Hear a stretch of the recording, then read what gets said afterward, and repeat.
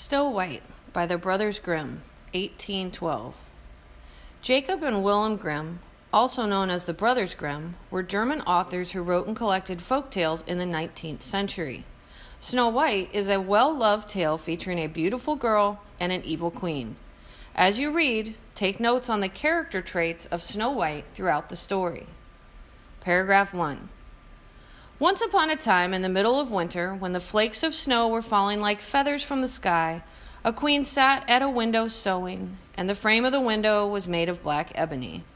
And while she was sewing and looking out of the window at the snow, she pricked her finger with the needle, and 3 drops of blood fell upon the snow. And the red looked pretty upon the white snow, and she thought to herself, "Would that I had a child as white as snow, as red as blood, and as black as the wood of the window frame."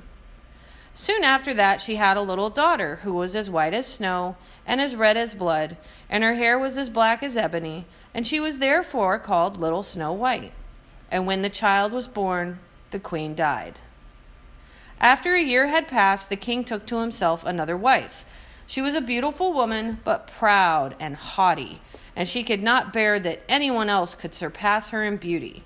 She had a wonderful looking-glass, and when she stood in front of it and looked at herself in it and said, looking glass, on the wall, who in this land is the fairest of all?" The looking-glass answered, "Thou, O queen, are the fairest of all." Then she was satisfied, for she knew that the looking-glass spoke the truth. But Snow White was growing up and grew more and more beautiful, and when she was 7 years old, she was as beautiful as the day, and more beautiful than the queen herself. And once, when the queen asked her looking-glass, looking glass on the wall, who in this land is the fairest of all?" it answered, "Thou art fairer than all who are here, Lady Queen, but more beautiful still is Snow White, as I ween." Then the queen was shocked and turned yellow and green with envy. From that hour, whenever she looked at Snow White, her heart heaved in her breast. She hated the girl so much.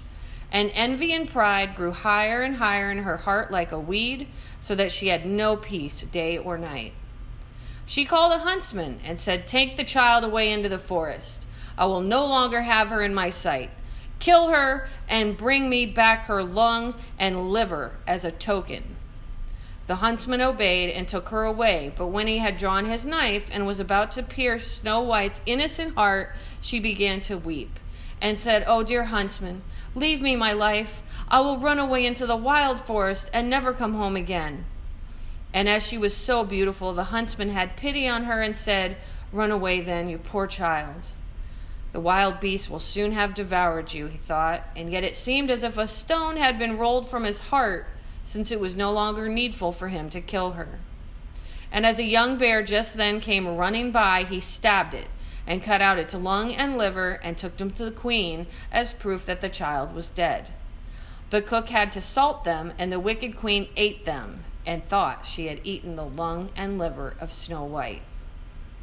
But now the poor child was all alone in the great forest, and so terrified that she looked at all the leaves on the trees and did not know what to do. Then she began to run, and ran over sharp stones and through thorns, and the wild beast ran past her, but did her no harm. She ran as long as her feet would go until it was almost evening. Then she saw a little cottage and went into it to rest herself. Everything in the cottage was small, but neater and cleaner than can be told. There was a table on which was a white cover and 7 little plates, and on each plate a little spoon. Moreover, there were 7 little knives and forks and 7 little mugs. Against the wall stood 7 little beds side by side and covered with snow white counterpanes. Little Snow White was so hungry and thirsty that she ate some vegetables and bread from each plate, and drank a drop of wine out of each mug, for she did not wish to take all from one only. Then, as she was so tired, she laid herself down on one of the little beds, but none of them suited her. One was too long, another too short, but at last she found that the 7th one was just right, and so she remained in it, said a prayer, and went to sleep. When it was quite dark, the owners of the cottage came back. They were 7 dwarfs who dug and delved in the mountains for ore. They lit their 7 candles, and as it now light within the cottage, they saw that someone had been there, for everything was not in the same order in which they had left it. The first said, "Who's been sitting on my chair?" The second, "Who has been eating off my plate?" The third, "Who has been taking some of my bread?" The fourth, "Who has been eating my vegetables?" The fifth, "Who has been using my fork?" The sixth, "Who has been cutting with my knife?" The seventh, "Who has been drinking out of my mug?" Then the first looked round and saw that there was a little hollow on his bed, and he said, "Who has been getting into my bed?" The others came up and each called out, "Somebody has been lying in my bed too." But the seventh, when he looked at his bed, saw little Snow White, who was lying asleep therein.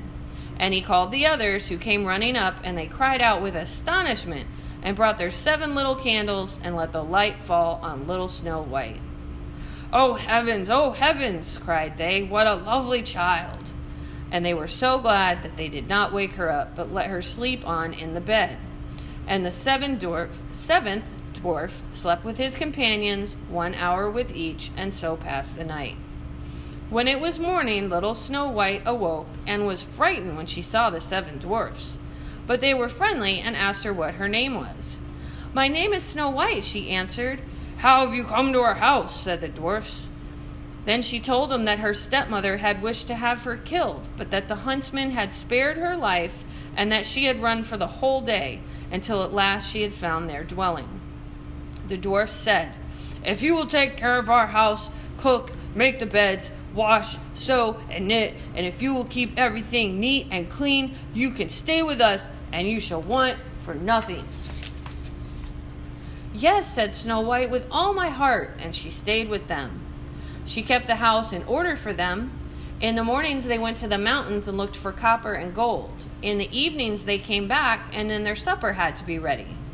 The girl was alone the whole day, so the good dwarfs warned her and said, "Beware of your stepmother. She will soon know that you are here. Be sure to let no one come in." But the queen, believing that she had eaten Snow White's lung and liver, could not but think that she was again the first and most beautiful of all, and she went to her looking-glass and said, looking glass on the wall, who in this land is the fairest of all?" And the glass answered, "O Queen, thou art fairest of all I see, but over the hills where the 7 dwarfs dwell, Snow White is still alive and well, and none is so fair as she." Then she was astounded, for she knew that the looking-glass never spoke falsely, and she knew that the huntsman had betrayed her, and that little Snow White was still alive. And so she thought and thought again how she might kill her, for so long as she was not the fairest in the whole land, envy let her have no rest. And when she had at last thought of something to do, she painted her face and dressed herself like an old peddler woman, and no one could have known her. In this disguise she went over the 7 mountains to the 7 dwarfs and knocked at the door and called, "Pretty things to sell, very cheap, very cheap." Little Snow White looked out of the window and called out, "Good day, my good woman, what have you to sell?" "Good things, pretty things," she answered, "stay laces of all colors," and she pulled out one which was woven of bright-colored silk. "I may let the worthy old woman in," thought Snow White, and she unbolted the door and bought the pretty laces. "Child," said the old woman, "what a fright you look. Come, I will lace you properly for once." Snow White had no suspicion, but stood before her and let herself be laced with the new laces. But the old woman laced so quickly and so tightly that Snow White lost her breath and fell down as if dead.